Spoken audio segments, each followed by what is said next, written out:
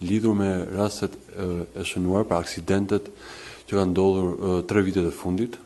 Janë mbi 2500 aksidente, duke përfshirë këtu dhe humbje jete,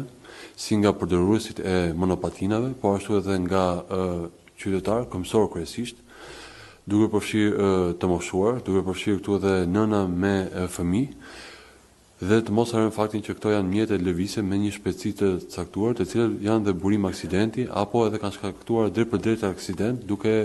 sjellë fraktura dhe dëmtime serioze si të drejtuesit të mjetit, po ashtu edhe të këmbësorëve, apo edhe problem kaosit në trafik, ku sigurisht drejtuesit e automjeteve, të cilët funksionojnë sipas rregullave të kodit rrugor, u duhet të përballen dhe me ato momentet e pasigurta ku një drejtues mjeti ndoshta totalisht nën moshën e caktuar për drejtimin e një mjeti rrugor ka vepruar në mënyrë të paligjshme, duke sjellë dhe probleme të sigurisë së jetës dhe shëndetit të çdo kujt. Pra, mos u mbasin fokusin, kjo është çështja e parë.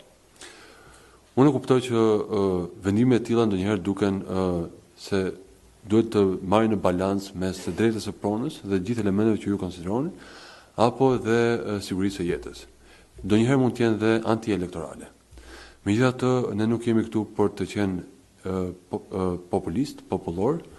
përkundrazi koha provon që vendime caktuara të cilat mund duken dhe të forta në një moment caktuar, provojnë që janë të duhurat, sepse ato mbrojnë qytetarët, mbrojnë jetën dhe sigurinë në tërësi të mbarvajtjes të jetës në komunitet, dhe unë besoj fort që pa